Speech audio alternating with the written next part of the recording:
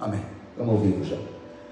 Então o que acontece? Eu ouvi uma frase de Jó que mexeu muito com o meu coração, né? Naquela discussão que ele estava tendo com os amigos. Aí ele vem e fala: eu nunca cometi o pecado de abandonar o meu Deus.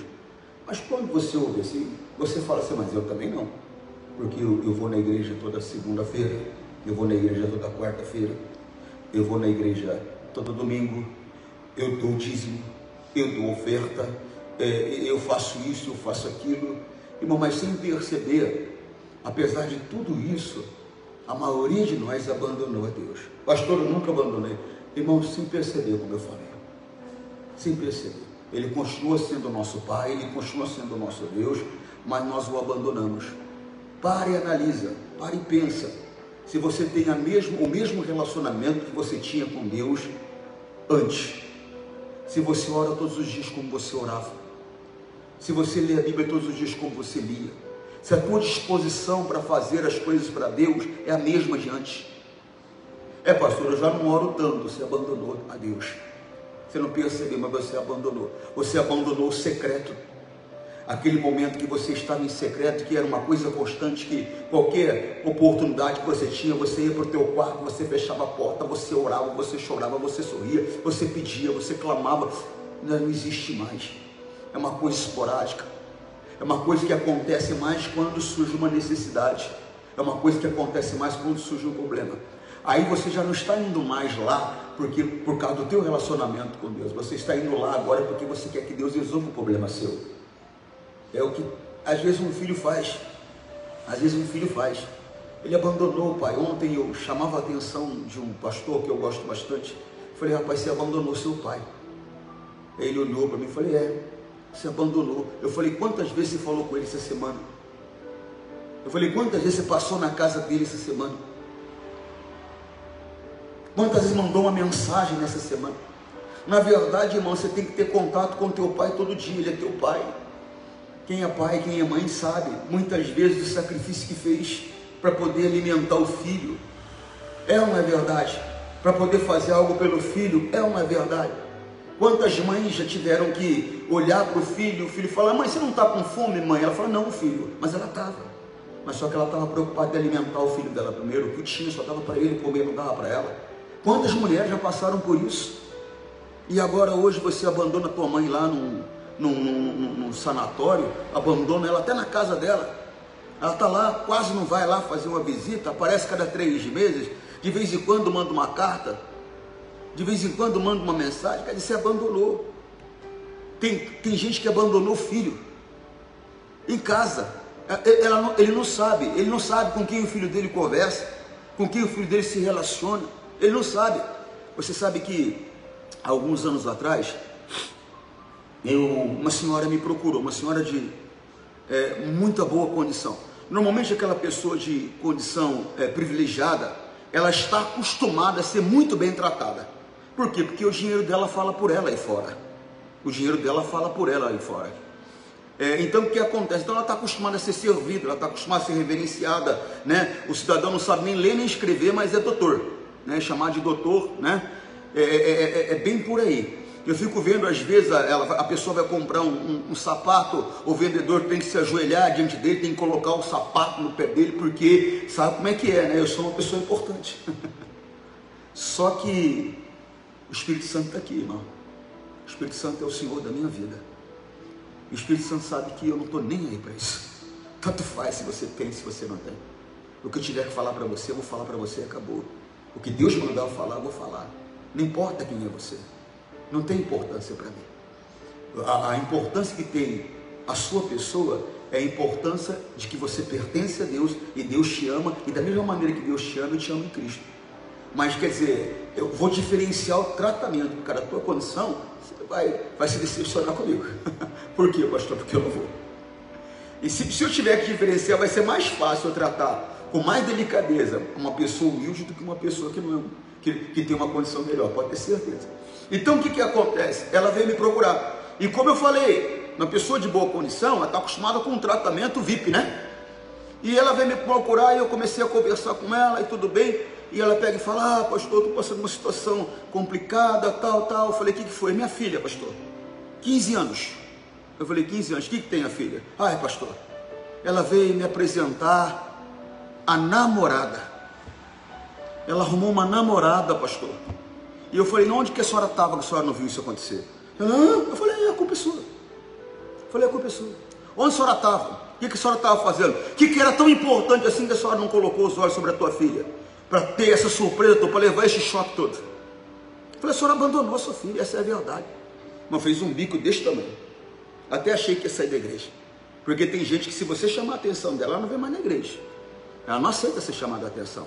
Ela está errada, mas o orgulho que ela carrega é tão grande com ela, o orgulho que ela carrega é tão grande com ela, que só falta ela falar assim, quem ele pensa que ele é para falar assim comigo? Eu sou seu pastor. Eu sou aquele que Deus colocou para cuidar da tua alma. Você gostando ou não gostando, né? Me achando bonito ou me achando feio. É verdade. Apesar que eu acho muito bonito. Minha filha também, minha esposa também, já basta. Irmão, desperta. Você abandonou a tua família. Você abandonou a tua família. Você não é presente. Você está em casa, você não troca uma palavra com a tua esposa, você não troca uma palavra com os teus filhos. E se seu filho tiver a petulância de falar, tudo bem, pai, o que é, menina? Você abandonou. Você abandonou. Você abandonou a Deus. Você não vai mais a Ele pelo prazer de estar com Ele. Porque quando você tem prazer de estar com a pessoa, você passa horas, como diz no interior, proseando com ela. Você passa horas proseando com ela e está tudo bem. E você quer saber? Sente falta de prosear e no outro dia aparece lá, e aí, tudo bem? Eu vim prosear mais um pouco. Não é assim? Irmão, Jó, ele compreendeu.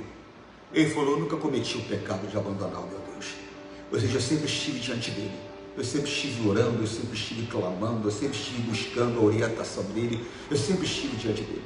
Na minha necessidade eu estive diante dele. Na minha bonança, na minha tranquilidade, na minha paz, eu estive diante dele. O tempo todo eu estive diante dele. E nos falta isso. Então toma cuidado, para não acontecer de você abandonar Deus. Ó. Salmo 18, 21. Ó. Eu tenho feito a vontade do Senhor e nunca cometi o pecado de abandonar o meu Deus. Presta atenção, são duas coisas. São duas coisas. Porque tem pessoas que elas não abandonaram a Deus. Só que elas resistem à vontade dele. Elas resistem. Presta atenção, são duas coisas. Ó. Eu tenho feito, é Salmo 18, 21. Eu tenho feito a vontade do Senhor. Primeira coisa. Tem que aprender a fazer, irmão. Irmão, a vontade de Deus muitas vezes não é a nossa. Muitas vezes vai coincidir, vamos dizer dessa maneira. A vontade de Deus é a mesma vontade nossa. Mas na maioria das vezes não é, viu, irmão? Na maioria das vezes não é. Nós fazemos um plano, nós temos uma ideia, mas o plano e a ideia de Deus é outra para nós. E nós às vezes não queremos aceitar isso daí, mas só que é assim que tem que ser. Por quê, pastor? Porque o Senhor é Ele. Mas eu entendo por que essa resistência de se inclinar diante de Deus. É a nossa criação. Nossa criação, pastor, é. Nós chegamos na igreja e aprendemos que temos que determinar. E confundimos a questão da determinação. Achamos que temos que determinar a Deus que Ele faça as coisas para a gente. A determinação é você exigir que o teu adversário abandone aquilo que é seu. A determinação é você tomar posse daquilo que Deus já conquistou para você. Isso é a determinação. Essa é a doutrina da determinação. Não é você dar ordens a Deus. Não é você exigir que Deus faça alguma coisa. Ele é Senhor. Ele tem que ser adorado. Eu tenho que viver para fazer a vontade dEle e não a minha vontade. A Bíblia mostra lá em 1 Carta aos Coríntios, eu vou voltar aqui, tá? Vou lá em 1 Carta aos Coríntios agora, eu vou voltar aqui. De ontem, tá, Rebeca? A Bíblia mostra em 1 Carta aos Coríntios, irmão, uma coisa muito importante. Deixa eu ler para você, para ficar mais claro para você. Isso, ela vai colocar lá, é rápido. Eu tenho falado com as pessoas, né? Às vezes alguém me olha lá, em casa, e fala assim, meu pastor vive olhando para cima, o que acontece? Estou olhando para o céu. Não, aqui tem uma tela bem na minha frente. Normalmente a Bíblia que fica aqui no púlpito fica mais de enfeite, qualquer outra coisa, porque eu leio lá. Eu passo a mensagem antes para eles, E ele já coloca um versículo, eu quase não abro a Bíblia. Segunda carta aos Coríntios 5,15. Irmão, preste atenção nessa palavra aqui. Ó, primeiro nós vimos lá no Salmo que ele fazia a vontade de Deus. Primeira coisa que você tem que começar a entender: a tua vontade, irmão, ela tem que ficar em segundo plano. Não é que Deus criou um boneco, não é que agora o livre-arbítrio ele não tem valor para mim. Claro que ele tem. O livre-arbítrio é a liberdade de escolher, é claro que ele tem. Mas vem cá, se eu aceitei a Jesus como meu Senhor e também como alguém que se deu a mim para me salvar, significa o quê? Que eu fui comprado por Ele, que eu sou dele, eu pertenço a Ele. E se eu pertenço a Ele, Ele é o meu Senhor. E Ele faz da minha vida aquilo que Ele bem desejar. Você entende o que eu estou falando, sim ou não? Mas é uma dificuldade das pessoas aceitarem isso. Elas fazem os planos e apresentam a Deus, é como se praticamente dissesse assim: Deus, o negócio é o seguinte, ó, eu decidi que eu vou ser engenheiro, e o negócio é o seguinte, se vira aí, abre a porta. E Deus olha para você: mas eu não quero você engenheiro, eu quero você médico. Ah, não, mas eu nunca quis ser médico, eu quero ser engenheiro. Mas Ele não é o meu Senhor?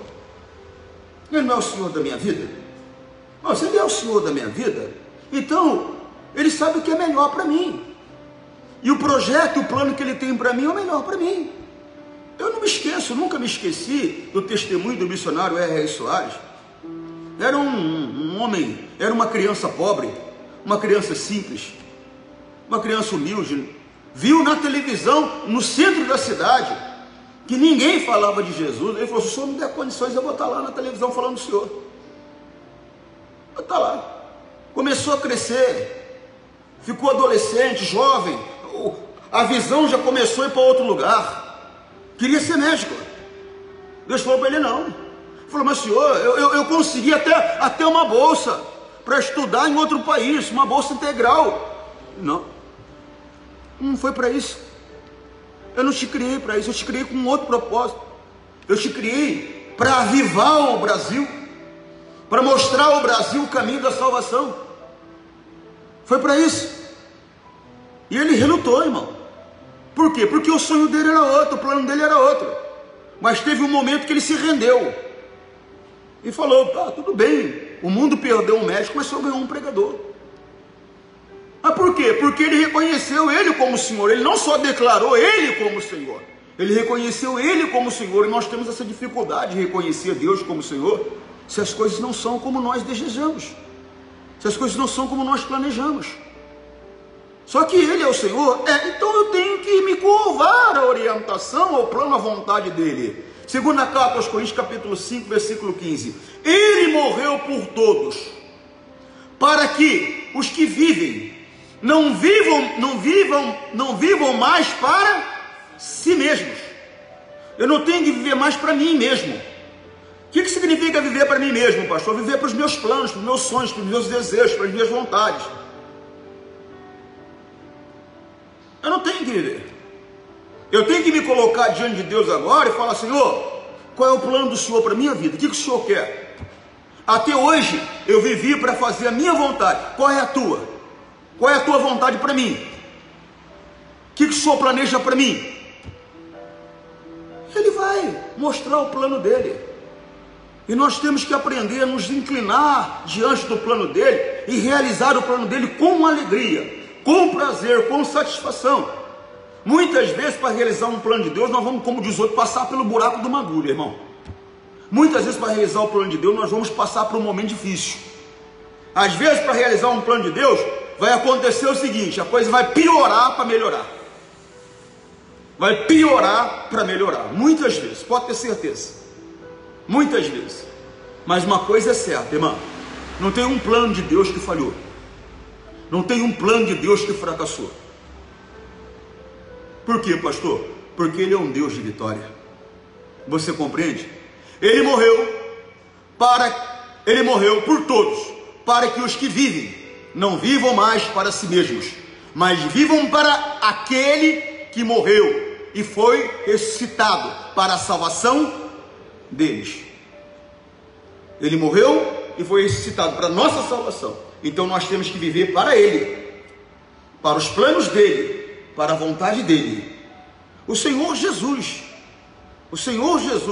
ele não teve uma vida segundo a vontade dele. A vida dele foi segundo a vontade de Deus. Ele foi claro: eu faço tudo o que aquele que me enviou me manda. Ele faz tudo. Tudo que Deus mandava ele fazer, ele fazia. Irmão, deixa eu te mostrar a oração de Jesus no Getsemane. Deixa eu te mostrar, para você entender a seriedade de que é o reconhecimento do senhorio. Mas quando eu digo, não é só eu falar, não, Deus é o Senhor da minha vida, não, mas o meu comportamento prova isso. As minhas atitudes, elas provam isso, que Ele é o Senhor da minha vida. Porque não adianta só falar, irmão, desculpa. Para falar, até papagaio fala. Vamos despertar. E Jesus disse, Jesus e os discípulos foram a um lugar chamado Getsemane. Isso está em Mateus 14, 32. E Jesus lhe disse, sente-se aqui, enquanto eu vou orar, né? Ele estava com um grupo de discípulos, ele falou, sente-se aqui enquanto eu vou orar. Versículo seguinte, 33. Então Jesus foi, levando consigo Pedro, Tiago e João. Aí ele começou a sentir uma grande tristeza e aflição. Primeiro, ele estava com um grupo grande de pessoas. Ele falou, fiquem aqui. Ele chamou os mais íntimos. Irmão, nós somos humanos. Nós precisamos só de Deus. Mas ao mesmo tempo, nós precisamos de pessoas que possamos confiar à nossa volta, que estejam à nossa volta. Eu tenho que prestar atenção, né, irmão? Não posso confiar em qualquer pessoa. Por quê? Porque a Bíblia diz que quando eu conto um segredo meu de uma pessoa, eu fico na mão dessa pessoa. Então não é qualquer pessoa que eu posso abrir meu coração. Mas eu vou ter que ter aquela pessoa, irmão. Ninguém anda sozinho. Já ouviu um ditado antigo, uma andorinha só não faz verão? Não é bom o homem esteja só. Você não ouviu o Senhor Deus falando isso? Não é bom que o homem esteja só. E quando ele fala isso, ele não fala só em relação a marido e mulher, não. Ele não fala em relação só a marido e mulher, não. Não fala em relação só a um homem ter uma mulher ter um homem. Mas fala em relação também você ter companheiros, pessoas que possam orar contigo, pessoas que possam lutar contigo, pessoas que possam te apoiar na tua dificuldade, pessoas que se você precisar que jejuem com você 2, 3, 4, 5, 6, 10 dias, elas estão ali de mãos dadas com você, jejuando, lutando, brigando. Pessoas que se você precisar que passe uma noite de oração com você, ela vai passar.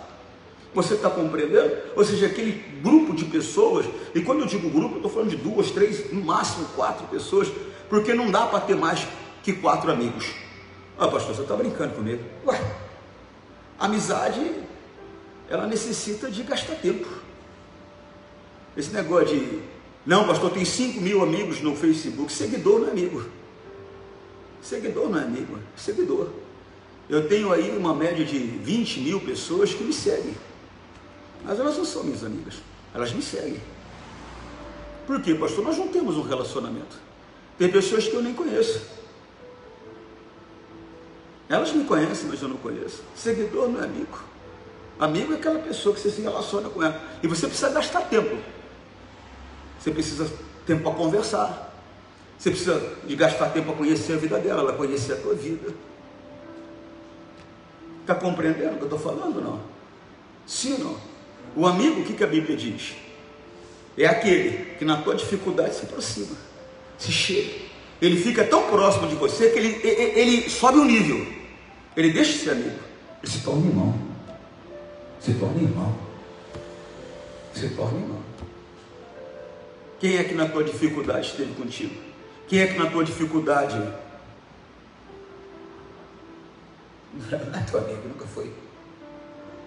Teu amigo, na tua dificuldade, ele se aproxima. E se você estiver errado, ele até te dá um cascudo, mas depois te dá um abraço. Porque se ele é teu amigo, ele não vai ser conivente com o teu erro, com a tua falha. Ele vai te corrigir, mas não vai te julgar, é diferente. Ele vai te corrigir, mas não vai te condenar, é diferente. Você está entendendo? Sim ou não? Sim ou não? Então, ele precisava, por quê? Porque ele ia mostrar agora uma coisa que eles nunca tinham visto. O quê? A parte humana dele. Ele ia mostrar a parte humana. É uma coisa que parece que não pode mostrar na igreja. Você não pode mostrar que você é humano. Você não pode mostrar que você sofre, você não pode mostrar que você chora, você não pode mostrar que você se decepciona, você não pode mostrar nada disso. Você não pode nem se justificar, você não pode nem falar. Se você falar, você está errado. Você não pode mostrar que você é humano, que você é gente. Mas Jesus mostrou. Ele mostrou. Então Jesus foi levando consigo Pedro, Tiago e João. Aí ele começou a sentir uma grande tristeza e aflição. Jesus sabia o caminho que ele ia ter que percorrer. Então quando ele olhou, ele falou: meu Deus, misericórdia. Que isso? É sério? É sério, desculpa o popular, pessoal, mas é bom para você compreender. É sério que eu vou ter que passar por isso? É sério? Aí ele vem e faz uma oração, no 34. E disse a eles: a tristeza que estou sentindo é tão grande que é capaz de me... Mas a tristeza mata, apóstolo, mata. Tristeza mata. Tristeza mata. Eu me lembro que eu conversei uma vez com uma senhora, com uma jovem, em relação à mamãe dela, porque ela enterrou o marido de tantos anos. Eu falei: se vocês não cuidarem dela, ela morre. Ela falou: mas por quê? Eu falei: cada tristeza. A pessoa vai se consumindo em tristeza, daqui a pouco perde prazer pela vida e morre. Eu falei: então tem que ter para cuidar da tristeza, mata, pastor, mata. Jesus está dizendo aí, ó. Ele estava tão triste, a tristeza era tão grande, que estava tão forte, que era capaz de matar ele. Cuidado, a tristeza mata. E às vezes você abandonou o teu pai, a tua mãe, e ele está morrendo, está doente, mas é por causa da tristeza que você causou o coração dele, por causa da decepção que você causou o coração dele. Não abandona não, irmão, não abandona não. Vai lá, fala um oi, dá um beijo, dá um abraço, porque depois que ele morrer, ela morrer, não adianta você ficar aí choramingando não, e com saudade da mãe, saudade do pai, e coloca a foto no Facebook: te amo eternamente. Nem sabe o que está falando, nem sabe o que está falando. Então, irmão, vamos acordar. Eu me lembro uma vez, estava eu e minha esposa, eu tinha um Santana na época, isso daí foi acho que em 1990 e sei lá, 6, 7, sei lá, por aí. E o que acontece? Furou o pneu do carro. Só que é o seguinte: normalmente quando fura pneu de carro eu não paro, não paro nada. Não paro, porque às vezes aquela situação foi colocada ali, é para você parar mesmo, já tem uma armadilha ali. Mas era durante o dia, e era numa cidade pequena, né? Não tinha ninguém, era deserto praticamente o local. Aí eu peguei e parei. Falei: vou trocar o pneu, né? É horrível trocar pneu. Alguém já trocou pneu aqui já? Oh, coisa ruim, meu Deus do céu, trocar pneu. Ainda mais para quem é gordo, igual o irmão ali, não dá para trocar pneu, é difícil. Não vou falar de mim, né? Tem que falar do outro ali. É complicado. Para mim conseguir erguer aquele macaco ali, dificuldade. Mas aí encontramos uma senhorinha. Ela tava, sabe aquelas cadeiras de plástico, né? Aqueles fios. Ela estava numa cadeira daquela, cadeira de área, né? Ela estava numa cadeira daquela na calçada. E aí ela catou uma cadeira, colocou a minha esposa, eu estou lá, foi lá, buscou água, estou lá, troquei o pneu, né? Lá lavou a mão e tal, lava o rosto e vai, eu vou embora. Quem disse que a velha ia deixar a gente ir embora? Eu falei para minha esposa, falei: você sabe o que é isso? Ela falou: não. Eu falei: isso é solidão. Ela encontrou alguém para conversar com ela agora, não quer largar. Solidão. Eu abandono. Você abandonou Deus, irmão, você não percebeu. Você abandonou o secreto. Você não mais vai lá para falar: pai, estou aqui. Eu não vim aqui para pedir nada, eu vim aqui para buscar o Senhor. Irmão, é lógico que a comunhão com Deus é consequência. Você vai ter cura. Na comunhão com Deus, você vai ter prosperidade. Na comunhão com Deus, você vai ter felicidade, paz, alegria. Na comunhão com Deus, você vai ter bênçãos para a tua casa, para a tua família. Mas só que não deve ser essa a tua motivação. Ou seja, a tua motivação não pode ser o que Deus tem para te oferecer. A tua motivação tem que ser Ele. A tua motivação tem que ser o teu relacionamento com Ele. E na maioria das vezes a nossa motivação é o que Deus tem para nos dar. E se eu não estou precisando de nada, eu não vou orar, porque eu não estou precisando de nada. Quer dizer, então, eu só vou a Ele quando eu preciso, né? Volto a falar do filho que abandonou o pai. Agora, quando precisa falar: pai, tudo bem? Tudo bem? Bom, pai, eu vim aqui, não dá para o senhor me arrumar trocado assim. Não, tem que mudar. Tanto faz se eu estou precisando ou não estou precisando. Eu estou com Deus porque eu quero estar com Deus. Amém? Amém? E disse a eles: a tristeza que estou sentindo é tão grande que é capaz de me matar. Fiquem aqui vigiando. Ele falou: fica aqui comigo um pouco. Eu não quero ficar sozinho. Deus não quer ficar sozinho. Ele quer que você fique com Ele. Você está entendendo, sim ou não? Versículo seguinte: e foi um pouco mais adiante, e ajoelhou-se e encostou o rosto no chão. Olha a reverência de Jesus. Eu já ouvi alguém falar: coloca Deus na parede. Pô, você está louco? Você está louco? Porque não tem outra palavra para usar. Você está louco? Ele é Deus, Ele é Senhor. O Senhor Jesus mostrou como nós temos que nos comportar diante de Deus. Temos que comportar diante dele com reverência. Ele ajoelhou e encostou o rosto no chão. Ajoelhou e encostou o rosto no chão. Eu tenho que chegar a Deus dessa maneira, com reverência, mostrando a Ele que Ele é o Senhor, respeitando o senhorio dele na minha vida. Deus, o Senhor é ou não é? O Senhor faz ou então? Para com esse negócio. Para com esse negócio. Se você se entregar a Deus, se der a Deus, se envolver com Ele, é natural. A Bíblia mostra que Jesus, com uma multidão em volta dele, uma mulher que há 12 anos tinha um fluxo de sangue, ela passou por meio daquela multidão e foi e toca em Jesus. Jesus parou, falou: opa. O discípulo falou: o que foi, Senhor? Alguém me tocou. Aí o discípulo: Jesus, está de brincadeira? Alguém te tocou? Está todo mundo te apertando aí, Senhor. Está de brincadeira? Ele falou: não, alguém me tocou, porque de mim saiu virtude. Irmão, se você se aproximar, vai sair poder dele para te curar. Você não precisa chegar diante dele se é ou não é, não. Se você se aproximar, vai sair poder dele para transformar o teu casamento. Se você se aproximar, vai sair poder dele para prosperar a tua vida. Se você se aproximar, vai sair poder dele para te salvar.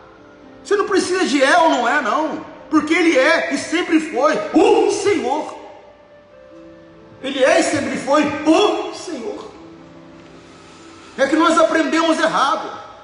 Nós crescemos de maneira errada, equivocada, acreditando que temos condições de afrontar a Deus, a ponto de dizer para Ele: o Senhor é, o Senhor não é. Ele é, sempre foi. Você que não é, como deveria ser.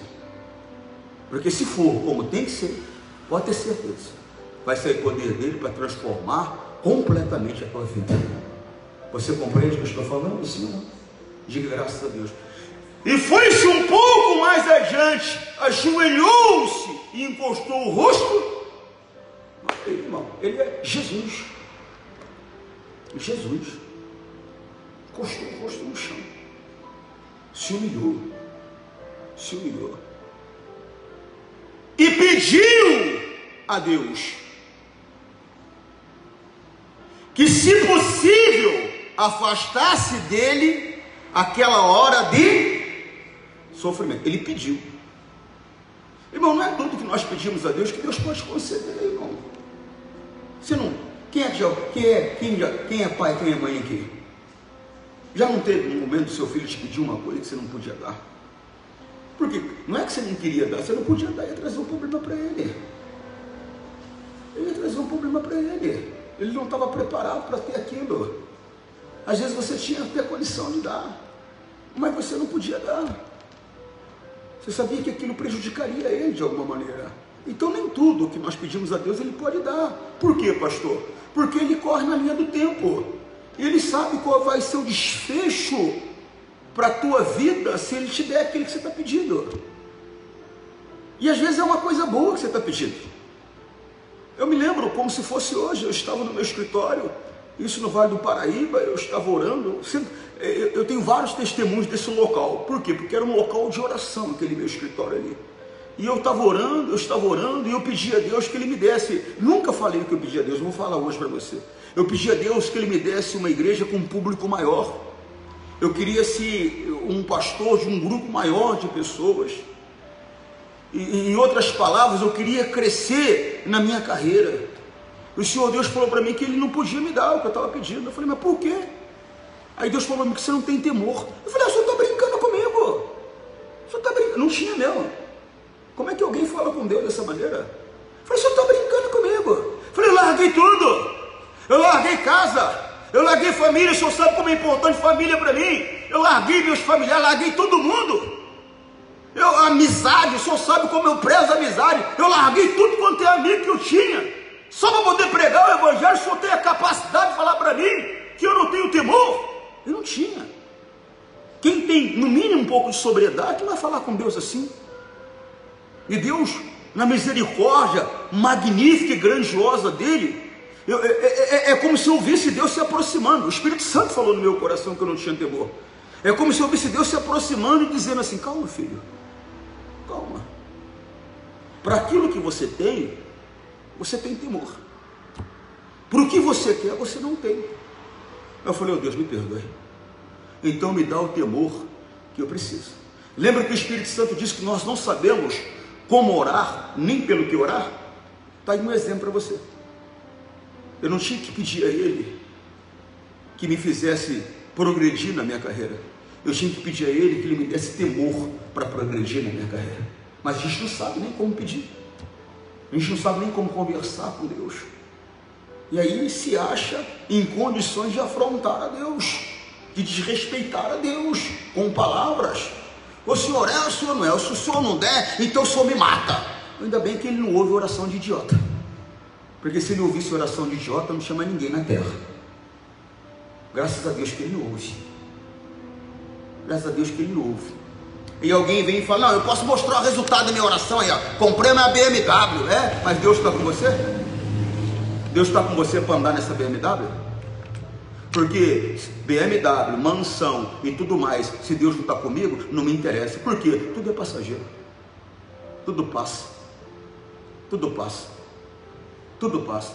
Quem já não desejou um Opala 250S? Né? Não é da tua época, né? Então você não desejou. Mas quem é um pouquinho mais maduro, porque também não é da minha época também não. É da época do irmão Jair, pessoal lá. Nós não somos contemporâneos, eu sou bem mais adolescente. Então o que acontece? Mas quem não desejou um 250S?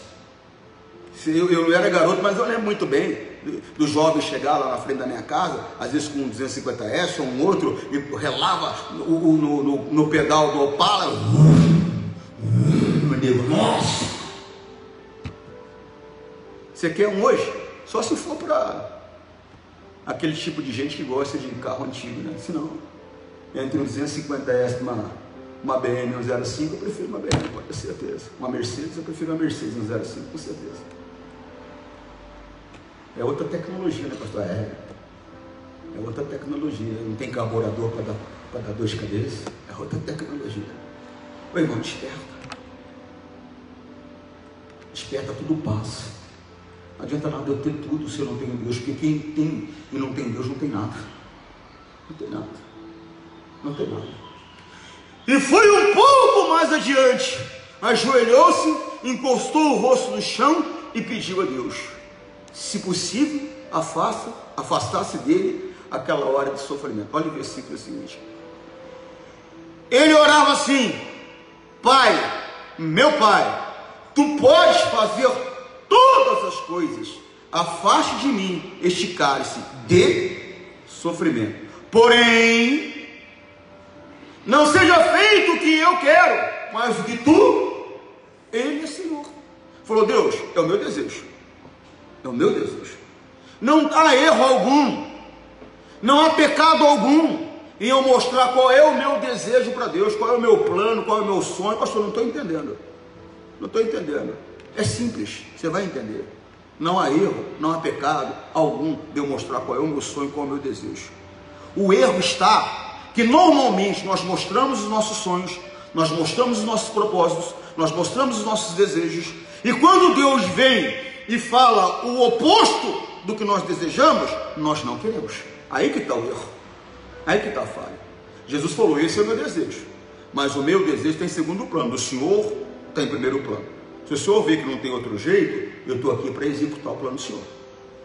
Agora, eu chego para Deus: Deus, eu estou pensando aqui, eu quero ser veterinário. Deus fala: não, Júnior, veterinário não, eu quero que você seja contador. Não, contador não, eu não quero não, isso aí eu não aceito não. Ele tem um propósito para eu ser contador, senão ele ia me fazer contador.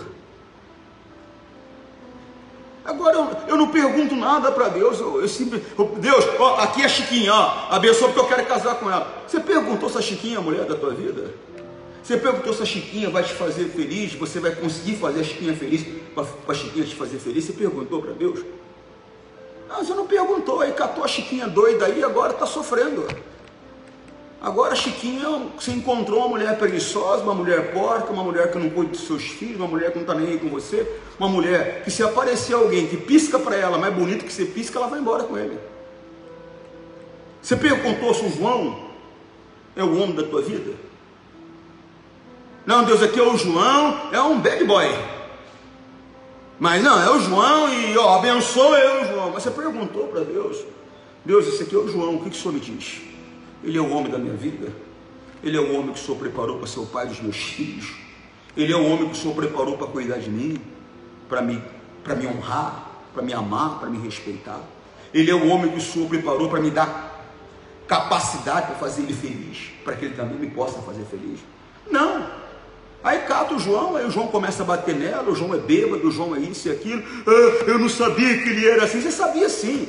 É que você queria ir para a cama com ele, acabou a conversa e pronto, e essa é a verdade. Você não quis ouvir Deus.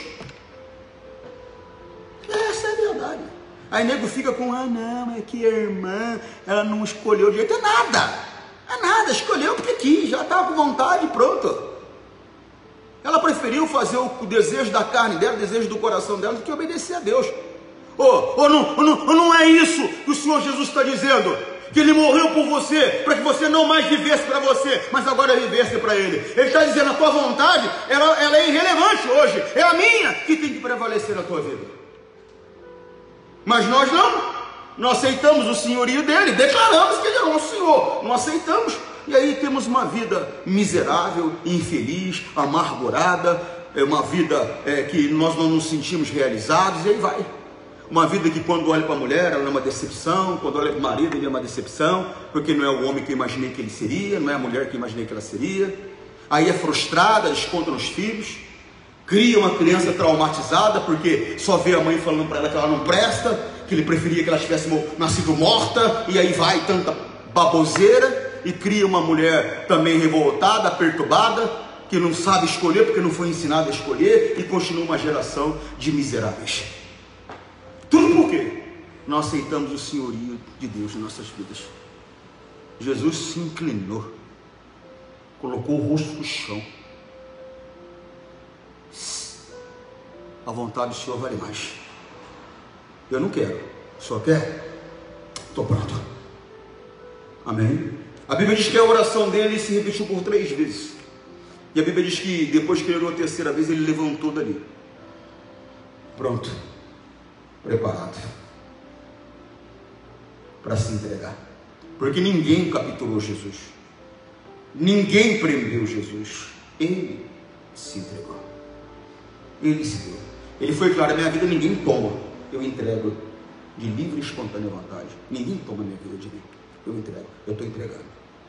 Quando uma das autoridades falou: o negócio é o seguinte, você não percebeu, rapaz, fala comigo, você não percebeu que eu tenho poder sobre você, de te matar ou te deixar vivo? Ele falou: rapaz, você é um idiota, rapaz. O poder que você tem, momentaneamente, foi porque o meu pai quis dar. Se eu quisesse, eu oraria, e meu pai enviaria aqui mais de 12 legiões de anjos para me proteger. Quando perguntaram para ele: pai, você está querendo tomar o reino aqui? Ou seja, o reinado aí, a posse de Roma, porque não era uma posse, na verdade, de Roma. Ele falou: não, meu reino não é desse mundo, não. Se fosse, os meus seguidores estariam aqui lutando por mim. Bom, meu irmão, mesmo sendo um rei, ele mostrou como tem que se colocar diante do Deus da vida. Então, se ele não tem sido o Senhor da tua vida, que você tenha no teu coração esse entendimento. Se incline para viver para Ele. Não o abandone. Lembra, nós começamos no Salmo 18, vamos ver? 21. Eu tenho feito a vontade do... Jesus fez a vontade do Senhor. E nunca, olha só, cometi o pecado de abandonar o meu. Não cometa esse pecado. Já cometi, pastor. Pede perdão e volta a estar no secreto. Volta até aqueles momentos de oração, aqueles momentos de entrega, aqueles momentos que você chora, ri, pede, convence, é convencido, aqueles momentos de relacionamento de pai e filho, de senhor e servo. Amém? Que Deus possa falar mais no seu coração, que Deus possa falar no seu coração que está em casa também, tá bom?